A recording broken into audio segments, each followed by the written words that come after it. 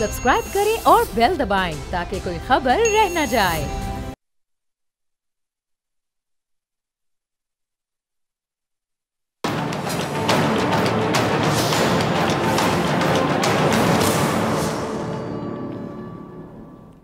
अस्सलाम वालेकुम नाजरीन, मैं हूँ डॉक्टर फ़िज़ा ख़ान।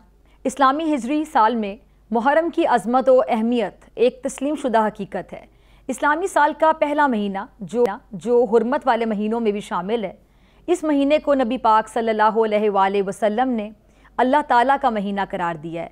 यूँ तो सारे ही दिन, सारे ही महीने अल्लाह ताला के हैं, लेकिन ख़ास मुहर्रम को अल्लाह की तरफ निस्बत करने से इसकी अज़मत, फ़जीलत और शान व शौकत ज़ाहिर होती है। इस मुक़द्दस महीने की एक फ़जीलत ये भी है कि इसमें रोज़ा रखना नबी पाक सल्लल्लाहु अलैहि वसल्लम रमज़ानुल मुबारक के बाद सबसे अफजल करार देते रहे। और इस्लाम की आमद से पहले दौरे जहालियत की तारीख़ पढ़ें तो उस वक्त भी अरब कुफ़ार मक्का इस महीने की हुर्मत और एहतराम के कायल थे। इसकी ताज़ीम इतनी थी कि अरब अपनी जारी जंगों को भी मौकूफ़ कर दिया करते थे। अच्छा, दूसरी तरफ अगर तारीख़ इंसानी का मुतालिया किया जाए, इंसानी तारीख़ का, तो पता चलता है कि इस्लाम से पहले भी मुहर्रम के अंदर बहुत सारे अहम वाक़यात पेश आते रहे। तारीख़ की किताबों ने इस महीने में जिन वाक़यात को महफूज किया है, उनमें कुछ वाक़यात आज मैं आपके साथ इस प्लेटफॉर्म से शेयर करना चाहूँगी। मनकूल है कि इस महीने में अल्लाह ताला ने हज़रत आदम अलैहिस्सलाम की तौबा कबूल फरमाई। ये मुहर्रम का ही महीना था जब हज़रत नूह अलैहिस्सलाम की कश्ती तूफ़ान के बाद पहाड़ के करीब आकर ठहरी। ये मुहर्रम का ही महीना था जब हज़रत यूसुफ़ अलैहिस्सलाम को कैद से निजात हासिल हुई। ये मुहर्रम का ही महीना था जब हज़रत अय्यूब अलैहिस्सलाम को अल्लाह ताला ने तवील बीमारी के बाद शिफा अता फ़रमाई। हज़रत यूनुस अलैहिस्सलाम को मछली के पेट से निजात मिली, तो भी मुहर्रम के महीने में। हज़रत मूसा अलैहिस्सलाम और बनी इसराइल को फ़िरौन और आले फ़िरौन से निजात मिली। अल्लाह ताला ने फ़िरौन समेत उसकी फ़ौजों को गर्क कर दिया, तो भी मुहर्रम के ही महीने में। और हज़रत ईसा अलैहिस्सलाम जब आसमान पर ज़िंदा उठा लिए गए तो उस वक्त भी मुहर्रम का महीना था। और तुलूए इस्लाम की अगर बात करें तो भी मुहर्रम की तक़दीस और ताज़ीम की अगर हम बात करें और हुर्मत का कोई भी सानी नहीं मिलता कि इस महीने का आगाज़ खलीफा सानी हज़रत उमर फ़ारूक की शहादत से होता है। तो नवासे रसूल सल्लल्लाहु अलैहि वसल्लम की अजीम कुर्बानी भी इसी महीने मुहर्रम में है। आज मुहर्रम की 9 तारीख़ है और तारीख़ इस्लाम का वो अहम दिन कह लें जब इमाम हुसैन अलैहिस्सलाम मैदान करबला में अपने जानिसारों के साथ यजीदी लश्कर के रूबरू जज्बा ईमानी की नई तारीख़ लिख रहे थे।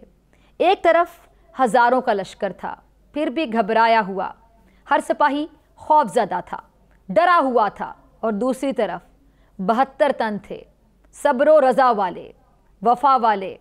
यजीदी लश्कर के सिपा सालार सिपाहियों को दुनिया के इनाम व कराम के लालच देकर उनके हौसले बढ़ा रहे थे। और दूसरी तरफ लश्कर हुसैनी के शाह सवार अपनी आँखों से जन्नत के नज़ारे कर रहे थे। एक तरफ कसरत थी, ताकत थी, ऐशो इशरत थी, सब कुछ था, मगर ईमान नहीं था, दिलों का इत्मीनान नहीं था। और दूसरी तरफ भूख थी, प्यास थी, मुसीबत थी, मगर सब्र था, अल्लाह की रज़ा थी। मनाजात की कसरत थी, इबादत थी, सुकून था, इत्मीनान था, ईमान था और सबसे बढ़कर शौक़ शहादत था। करबला में एक लश्कर उस पलीद के लिए लड़ने पहुंचा था जो इंतहा दर्जे का नशाबाज था, शराब नोशी का आदी था, रेशम और मौसीकी का रसिया था, जिसने मदीना और मक्का पर चढ़ाई की, मस्जिद नबवी और काबा की बेहुरमती की और नारे जहन्नुम का हकदार ठहरा। और दूसरी तरफ वो जानिसार थे जिनका इमाम कोई और नहीं बल्कि इमाम हुसैन रज़ियल्लाहु ताला अन्हो थे, जिन्हें उनके नाना नबी पाक सल्लल्लाहु अलैहि वसल्लम ने जन्नती नौजवानों का सरदार कहा, जिन्हें नबी पाक सल्लल्लाहु अलैहि वसल्लम ने अपना फूल करार दिया, जिनके बाबा حضرت علی رضی اللہ تعالیٰ عنہ کو اسد اللہ یعنی اللہ کا شیر کہا گیا، اور جن کی جرت، شجاعت اور ہمت کا نظارہ زمانے بھر نے دیکھا۔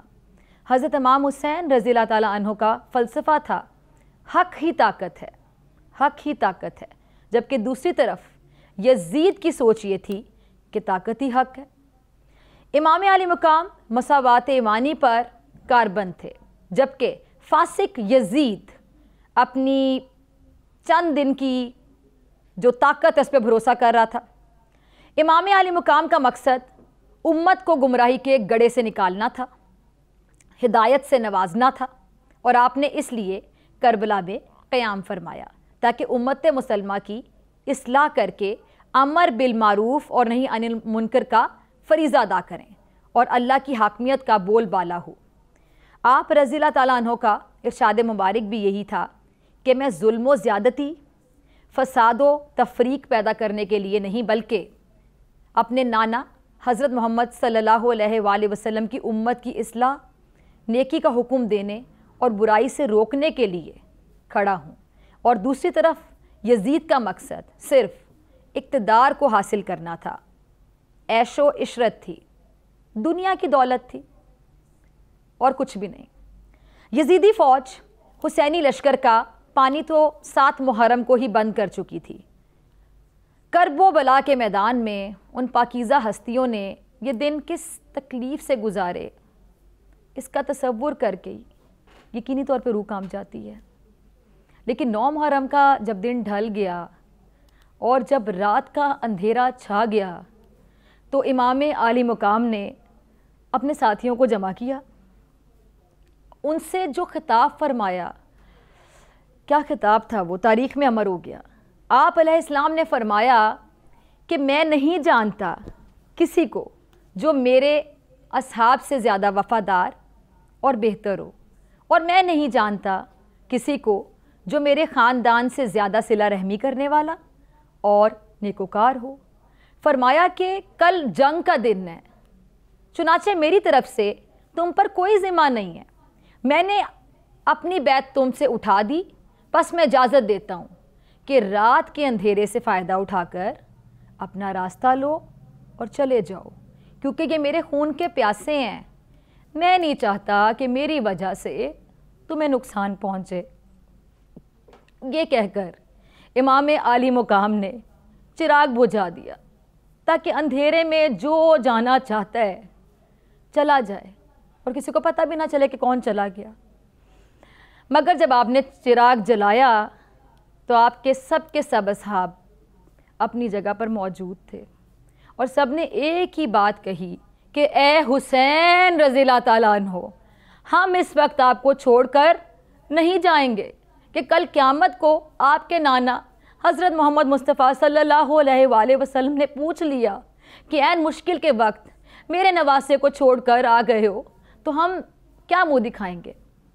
اس پر امام علی مقام نے کہا کہ یہ بات اپنی جگہ ٹھیک ہے، مگر تم سب کل شہید ہو جاؤ گے۔ تو منقول ہے کہ اصحاب نے نعرہ لگایا کہ ہم رب کا شکر ادا کریں گے جو آپ کے ساتھ ہمیں رتبہ شہادت عطا فرمائے، اور پھر یوں 9 محرم کی رات بسر ہو گئی اور حسینی لشکر میں اللہ کی عبادت ہوتی رہی، اور دوسری طرف جو یزیدی لشکر ہے وہ بھی اپنے انداز میں جنگ کی تیاریاں کرتا رہا۔ پھر کیا ہوا؟ پھر یوم عاشور کو جو ہوا وہ دیکھا سب نے، کون جیتا کون ہارا۔ اس کا یہیں سے اندازہ لگا لیں کہ واقعہ کربلا کے بعد ظلم و جبر، خیانت، بدعنوانی یزیدیت کی نشانی قرار پائی، اور دوسری جانب صبر، جرت، عدل، امن فلسفہ حسین کہلایا۔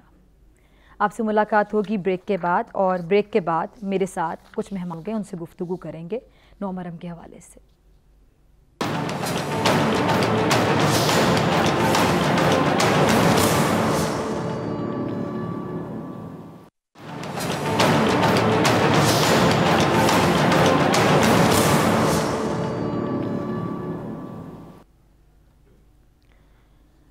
ویلکم بیک ناظرین. آج کے حوالے سے بات کرنے کے لیے میرے ساتھ علامہ باقر زیدی صاحب اور مفتی نور رحمانی صاحب موجود ہیں. آپ دونوں کے وقت کا بہت شکریہ. علامہ صاحب میں آپ سے شروع کرنا چاہوں گی. آج 9 محرم ہے اور ہر سال ہم یہ دن گزارتے ہیں, اس کی اہمیت پہ بات بھی کرتے ہیں, اور آپ جیسے علماء کرام سے ہم مستفید بھی ہوتے ہیں, آپ ہمیں سارا بیک گراؤنڈ بھی بتاتے ہیں. لیکن ایک سیدھا سا سوال, کیا ہم اس دن کی جو قربانی ہے, فلسفہ ہے, اس سے واقعی پوری طرح سے واقف ہیں؟ بسم اللہ الرحمن الرحیم. مسئلہ بنیادی یہ ہے کہ ہمارے یہاں لوگ روایتی طور کے اوپر محرم الحرام کی یاد مناتے ہیں. سید الشہداء حضرت امام حسین علیہ السلام کی یاد کی معنویت سے ابھی ہمارے قلوب ناآشنا ہیں. نبی محرم کے حوالے سے اس امر کو آپ محفوظ رکھیں کہ اسے تاسوعہ کہا جاتا ہے. یعنی سید الشہداء حضرت امام حسین علیہ السلام جو ہیں وہ نرغہ آدم میں گھر چکے تھے, اور جو شام کا وقت آیا تو امام نے ایک رات کی مہلت مانگی, اور وہ مہلت اپنے لیے نہیں مانگی بلکہ تا صبح قیامت آنے والے آخری انسان کے لیے مانگی. اور اس مہلت نے انسان کے اندر سوال کو قائم کیا کہ امام نے مہلت کیوں مانگی. اس کا جواب ہم کو تلاش کرنا چاہیے. اگر ہم اس کے جواب کو تلاش کر دیں گے تو آج ہم جنگ کرب و بلا کے نتیجے کو اخذ کر سکیں گے. لیکن اگر ہم نے اس کے جواب کو تلاش نہیں کیا تو ہم روایتی طور پر کربلا کے پیغام کو سمجھیں گے, معنوی طور پر نہیں سمجھ سکیں گے. شب عاشور جو ہزاروں کا لشکر امام کے مقابل پہ کھڑا تھا, اس میں ایک شخص تھا جس میں سوال قائم ہوا, اور جس میں سوال قائم ہوا اس نے ایک کروٹ بدلی, اور وہ تاریکی شب عاشور کو چیر کر سپید سحر عاشور میں قدم رکھ گیا, جسے تاریخ خور کہتی ہے, لیکن میں اسے استعارہ حیات کہتا ہوں. حیات نے کروٹ بدلی اور وہ اپنے نفس حجاب غفلت کو الٹ کر کیفیت شعور کے اندر داخل ہو گئی, اور اس اٹھتے ہوئے قدم نے بتایا کہ ادھر اور ادھر میں فرق کیا ہے. بظاہر تو جو سب کچھ اس جانب تھا وہی سب کچھ اس جانب تھا, یعنی تمدنی اعتبار سے, معاشرتی اعتبار سے, قبائل کے اعتبار سے بھی مماثلت تھی, اور دونوں طرف کلمہ بھی ایک تھا, طریقہ عبادت بھی ایک تھا, کتاب خدا بھی ایک تھی. لیکن سوال یہ رکھنا چاہیے کہ فرق اتنا بڑا ہے کہ نگاہ ادھر چلی جاتی ہے تو ہم یہ کہتے ہیں کہ وہاں کے اوپر غفلت ہے, اور نگاہ ادھر آئے تو ہم کہتے ہیں شعور ہے. اب اس غفلت و شعور کے اندر تخصیص فرق کو سمجھ لینا چاہیے. یعنی جب آپ نگاہ ادھر کرتے ہیں تو کہتے ہیں قابل لعن, اور جب نگاہ ادھر کرتے ہیں تو ہم کہتے ہیں لائق درود و سلام. جب نگاہ ادھر کرتے ہیں تو ہم کہتے ہیں حیات خبیث ہے, اور جب نگاہ ادھر کرتے ہیں تو ہم کہتے ہیں حیات طیب ہے. حیات طیب نہیں, وہ جس خاک کا پیوند ہوئے وہ خاک بھی طیب ہے. نگاہ ادھر کرتے ہیں تو ہم کہتے ہیں موت ہے, اور نگاہ ادھر کر لیتے ہیں تو ہم کہتے ہیں حیات ابدی ہے. بلکہ ایک قدم اور آگے بڑھیں, نگاہ ادھر کرتے ہیں تو ہم کہتے ہیں باطل ہے, اور نگاہ ادھر کرتے ہیں تو ہم کہتے ہیں حق ہے. یہ جو تفریق ہے اگر سمجھ میں آئے تو انسان جو نماز پنجگانہ کے اندر اہدنا الصراط المستقیم کی صدا دے رہا ہے, پروردگار ہمیں سیدھے راستے پر چلا, تو وہ صراط مستقیم کو پائے گا. سید الشہداء حضرت امام حسین نے یہ ایک رات مانگ کر انسان کو صراط مستقیم دکھائی, اور وہ اس طرح دکھائی کہ وہ جنگ جو آدم سے شروع ہوئی تھی اس کا تتممہ کربلا قرار پائی. یعنی اس اٹھتے ہوئے قدم نے بتایا کہ جو سب کچھ ادھر ہے وہی سب کچھ ادھر ہے. لیکن بنیادی فرق ادھر اور ادھر میں کیا ہے؟ بنیادی فرق یہ ہے کہ اس نے ایک قدم آگے بڑھایا, اور جب نفس حجاب غفلت کو الٹ کر کیفیت شعور میں اس نے قدم رکھا تو کلمہ نہیں بدلا، اس کا نام نہیں بدلا، بدلا تو کیا بدلا، اس کی کیفیت نفس بدل گئی. تو یہاں رک کے کہتا ہوں کربلا انقلاب نفس انسان کا دوسرا نام. آج بھی کربلا کی ضرورت اس لیے ہے کہ کربلا نفسوں میں انقلاب برپا کرتی ہے. ایک قدم وہ جو آگے بڑھا اس نے تاریخ کے سینے پر اس امر کو نقش کر دیا کہ کلمہ اگر زبان پر ہے اور نفس پر اطلاق پذیر نہیں تو کیفیت نفس کو جہل کہا جاتا، اور اگر کلمہ جو زبان پر ہے نفس پر اطلاق پذیر ہو جائے تو کیفیت نفس کو علم کہا جاتا. یعنی وہ قدم جو آگے بڑھا اس نے نفس کی کیفیت جہل کو کیفیت علم میں بدل دیا. تو جہل انسان کو قابل لعن بناتا ہے، علم انسان کو لائق درود و سلام بناتا ہے. جہل جو ہے وہ نفس میں خباثت کو پیدا کرتا ہے، علم جو ہے وہ نفس کی تطہیر کرتا ہے. جہل جو ہے وہ نفس کے لیے باعث موت بن جاتا ہے اور علم باعث حیات بن جاتا ہے. کیا بات. تو اس کو بالکل واضح طور پر سمجھنا چاہیے کہ دین کی ضد کیا ہے. دین کی ضد جو کربلا نے بتائی وہ جہل ہے. یعنی کربلا نے اس امر کو واضح کیا کہ جب تک کلمہ نفس پر اطلاق پذیر نہیں ہوگا انسان دائرۂ دین سے خارج رہے گا، لیکن جب انسان نفس پر کلمے کا اطلاق کر لے گا تو وہ دائرۂ دین کے اندر حیات کو قیام دے گا. یہی قیام سید الشہداء. ٹھیک، میں آپ کی طرف آنا چاہوں گی مفتی صاحب. علامہ باقر زیدی صاحب کو آپ نے بھی سنا، ناظرین آپ نے بھی سنا. مفتی صاحب آج کے دن کی اہمیت سے آپ کن الفاظ کا چناؤ کریں گے کہ آپ اس کی اہمیت پر روشنی ڈال سکیں یا اس دن کی اہمیت پر روشنی ڈالنے کا جو حق ہے بطور مسلمان وہ ادا کر سکیں؟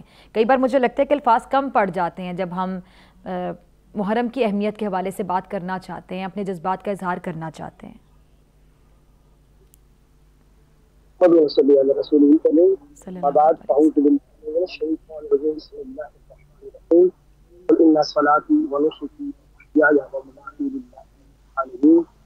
اللہ العظیم. تمام تعریف ہے اللہ سبحانہ و تعالیٰ کی اور درود و سلام ہے اللہ کے رسول، ہم سب کے آقا، ہم سب کے مولا، تاجدار مدینہ، تاجدار ختم نبوت حضور محمد رسول اللہ صلی اللہ علیہ وسلم. اور درود اللہ کے نبی کے پیارے واسطے اللہ کی رحمت عظمت وہ جن کو دیکھ کر رسول خوش ہوتے ہیں، وہ جب وہ کمر پر آ جائیں تو رسول سجدے کو طویل کر دیتے ہیں. وہ کہ ہر کوئی اپنے بچے کو سنتا ہے اور میرے رسول اسے سنتے ہیں اور بتاتے ہیں کہ میرے جنت کے ہے کہ ان سے جنت کی خوشبو آتی ہے. بڑا اچھا سوال آپ نے کیا آج بھائی، آج کے حوالے سے، ینگسٹر کے حوالے سے خاص طور پر کہ وہ آج کے دن کی اہمیت کو کس طرح اس سے کس طرح استفادہ کر سکتے ہیں. اور بطور مسلمان میں کس لشکر میں کھڑا ہوں، مجھے آج اس کو دیکھتا ہے. جب ہم بات حسینیت کی کرتے ہیں اور یزیدیت کی کرتے ہیں تو حسین اب کچھ شخصیت کا نام نہیں ہے بلکہ حسین ایک اسکول آف تھاٹ کا نام ہے، حسین نظریات کا نام ہے، حسین ایک فکر کا. قرآن مجید فرقان حمید نے کہا اولئک هم المفلحون، وہ کامیاب لوگ کون؟ جن کا بارہا ذکر کیا. وہ کامیاب لوگ وہ ہیں جو صبر کرنے والے ہیں، جو شکر کرنے والے ہیں، جو اللہ کی رضا میں راضی رہنے والے ہیں، عطا کرتے ہیں. واللہ یحب المحسنین، جو احسان کرنے والے ہیں، جو لوگوں کے لیے نرم رویہ رکھنے والے ہیں. مقول الناس حسنا، لوگوں سے اچھے طریقے سے کلام کرنے والے ہیں. عاجزی اور انکساری کے پیکر ہیں، ہمیشہ لوگوں کے لیے اچھا سوچنے والے ہیں. یہ حسینی لشکر کی صفات ہے. یہ امام حسین رضی اللہ تعالی عنہ کے ہر ایک رفیق اور جتنے رفقا ہیں ان سب میں یہ نظر آتا ہے. اسی طرح جو لشکر ہے جس کے لشکر یزید کہتے ہیں، آج بھی وہ لشکر موجود ہے. ہمیں یہ دیکھنا ہے کہ ہم लश्कर में खड़े। दूसरी तरफ जो इमाम हुसैन का जो लश्कर है वो जबर करने वाला है, वो झूठ बोलने वाला है, वो गुरूर करने वाला है, वो तकब्बुर करने वाला है, वो हसद रखने वाला है, वो जेलिसी रखने वाला है, वो लोगों को नीचे गिराने वाला है और अपनी वाह करने वाला है, रियाकारी रखने वाला है, करने वाला है, हराम माल खाने वाला है। जब भी हराम माल की नहूसत थी, तकब्बुर की नहूसत थी, उसकी नहूसत थी, हसद की नहूसत, जिस नबी का कलमा पढ़ते थे उस नबी का नवासा सामने मौजूद है, जमाने का इमाम मौजूद है, जमाने का सबसे बड़ा मुफस्सिर मौजूद है, मुहद्दिस मौजूद है, मुतकल्लिम मौजूद है, फकीह मौजूद है, मगर वो क्या चीज थी कि जिसने उनके खून पर इन लोगों को आमादा किया, वो माले सकती, वो हराम माल की नहीं सकती। तो आप हमें देखना है कि हम आज के दिन नबी मुहर्रमुल हराम में हम हैं किस लश्कर के साथ, हम लश्कर यजीद के साथ हैं या लश्कर हुसैन के साथ हैं। अगर आप सच बोलने वाले, आप मुआफ़ हैं, अगर आप अता करने वाले हैं, आप करम गोई करने वाले हैं, खैर ख्वाही का जज्बा रखने वाले हैं, फिर तो आप हुसैनी हैं। मगर अगर आप तकब्बुर करने वाले हैं, आप नीचे दिखाने वाले हैं, आप हसद करने वाले हैं, इसका मतलब आप लश्कर यजीद में हैं। जिस तरह इमाम हुसैन रज़ी अल्लाह तआला अन्हु ने पूरी कायनात के लोगों को समझाने के लिए एक रात की मोहलत दी थी, तो आज नबी मुहर्रमुल हराम को मुझे जनाबे हुर की तरह नारे तकबीर बुलंद कर कर लश्कर हुसैनी के अंदर, अगर मैं झूठ बोलता था तो मुझे फिर सच बोलना है, तकब्बुर था तो उसकी जगह मुझे आस्थे को लेके आना है, और अगर मेरे अंदर खैर ख्वाही का जज्बा नहीं था तो मुझे इमाम हुसैन को देखना है कि जब वो मैदान करबला में वारिद होते हैं वो, और सामने जो लश्कर है ये हुर का लश्कर है, ये आया है इमाम हुसैन को रोकने के लिए। इमाम हुसैन के पास पानी है, वापर मुद्दास में खाना मौजूद है, और सामने लश्कर आया, वो कौन कैसा है? इमाम हुसैन अपने लोगों को हुक्म देते हैं कि इनको पानी पिलाओ, हत्ता के हुर के घोड़ों तक को इमाम हुसैन रज़ी अल्लाह तआला के हुक्म पानी पिलाते हैं और एक खैर ख्वाही का जज्बा रखते हैं। तो आज हुसैनी सिफात को लाने के ख्वाहिशमंद है, तो फिर नबी अलैहिस्सलाम की हदीस है, वो है जो लोगों को अपनी जात से नफा देने वाला है। आप उस्ताद हैं, आप अच्छे उस्ताद बन जाए, अपने शागिर्दों को अपनी जात से नफा देने वाले बन जाए। आप दुकानदार हैं, आप अपनी जात से लोगों को एहतिकाम यानी कि तखीर अंदोज़ी ना करें, मार्केट में रेट को इंक्रीज ना करें, बल्कि आप अपनी जात में अंजुमन बन जाए। यही हुसैनी सिफात है। ऐसा नहीं हो सकता कि हम किरदार के यजीदी हों और नाम के हुसैनी हों। अगर ऐसा मामला है तो कल क़यामत में हम इमाम हुसैन के साथ नहीं बल्कि हम यजीद के साथ। ठीक है, ठीक। मैं आपकी तरफ आना चाहती हूँ अलामा बाकिर ज़ैदी साहब। अलामा साहब, जब हम बात करते हैं कि मुहर्रम की अहमियत के हवाले से और आज के दौर से अगर हम कनेक्ट करना चाहें तो अब गज़ा मेरी सूरत हाल है, मेरे जहन में आया, वहाँ पे हमारे मुसलमान बहन भाई किस तरह वहाँ पे सफ़र कर रहे हैं। तकरीबन 38,000 से ज़्यादा शहादतें हो चुकी हैं। अफसोस के साथ मैं कहूँगी उसमें तकरीबन 16,000 के करीब, अगर मैं गलत नहीं, 16,000 के करीब बच्चे हैं। ख़वातीन की तादाद 10,000 से ज़्यादा है, तकरीबन 11,000। और मुसलमान ममालिक इतनी बड़ी तादाद में होने के बावजूद खामोश हैं। सॉरी टू से मैं ये लफ्ज़ इस्तेमाल कर रही हूँ, सब सोए हुए हैं, सबको अपने मुफादात अजीज़ हैं, कोई उनकी मदद के लिए आगे नहीं बढ़ रहा। जहाँ तक आवाज़ कोई उठा सकता है वहाँ तक आवाज़ नहीं उठाई जा रही है। और आलम अदालत इंसाफ से क्या इंसाफ की उम्मीद रखी जाए कि नस्ल कुशी हो रही है बाकायदा वहाँ पे गज़ा में मुसलमानों की, उसको नहीं रोका जा रहा। जंगबंदी की तरफ मामला जाता फ़िलहाल दिखाई नहीं दे रहा। इस सूरत हाल को कैसे देखते हैं? देखिए, जहाँ मैंने अपने मकालमे को ठहराया था, जहाँ मैंने अपने मकालमे को रोका था, उसमें मैं 2 मकालमों का और इजाफा करूँगा। मैंने कहा कि 2 लश्कर मुकाबिल में थे। एक तरफ कलमा ज़बान पे था और एक तरफ कलमा नफ्स पर इतलाक़ पज़ीर था। जहाँ कलमा नफ्स पे इतलाक़ पज़ीर नहीं था वहाँ कलमा पढ़ने वाला नफ्स की कैफियत जहल के साथ खड़ा था। اور جہاں کلمہ نفس پہ اطلاق پذیر تھا وہاں کلمہ پڑھنے والا نفس کی کیفیت علم کے ساتھ کھڑا تھا۔ ذمہ داری سے کہتا ہوں کہ نفس کی کیفیت جہل کے ساتھ اگر ردائے اسلام میں لپٹ جائے تو اس دائرے کو یزیدیت کہتے ہیں، لیکن نفس کی کیفیت علم کے ساتھ اگر وہ ایک سانس کھینچ لے تو اس دائرے کو حسینیت کہتے ہیں۔ المیہ یہی ہے کہ کلمہ تو 57 اسلامی ممالک کے اندر پڑھا جا رہا ہے، نمازیں پڑھی جا رہی ہیں، قرآن تلاوت ہو رہا ہے، لیکن یہ سب زبان تک ہے، یہ عملیت کی منزل پر نہیں ہے۔ اگر کربلا پیش نگاہ ہوتی تو یہ نفس کی کیفیت جہل کو علم میں بدل لیتے، اور نفس کی کیفیت جہل کو جب علم میں بدل لیتے تو یہ خاموشی اختیار نہ کرتے اس لشکر یزید کی طرح، بلکہ بمثل ہور قدم آگے بڑھا دیتے۔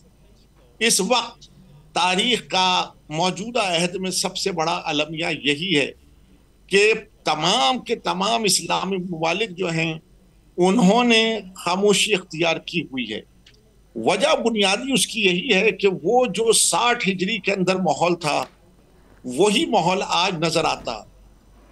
سید الشہداء جب مدینے سے نکل رہے تھے اور ہم یہ کہتے ہیں یزید نے سوال بیعت کیا، تو ہم نے آج تک اس بیعت کو سمجھا ہی نہیں بیعت کیا تھی۔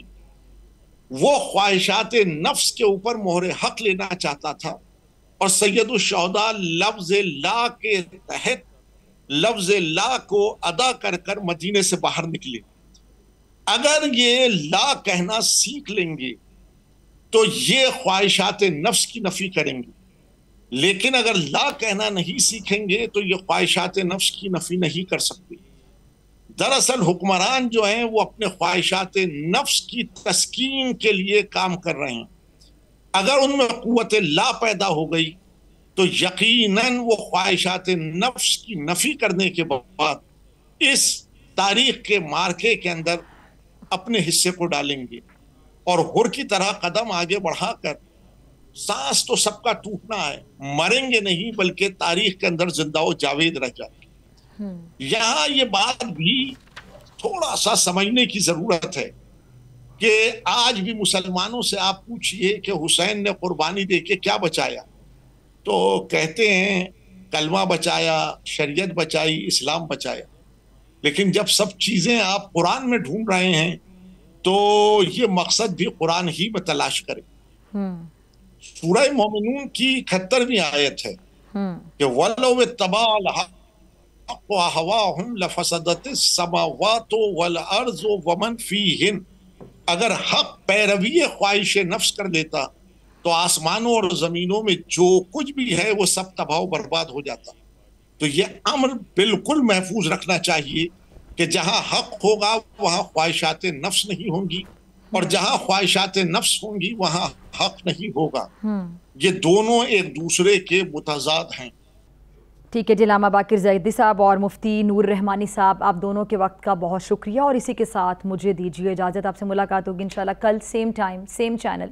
اگر زندگی نے وفا کی، دعاؤں میں یاد رکھیے گا، اپنا بہت خیال رکھیے گا۔ اللہ نگہبان۔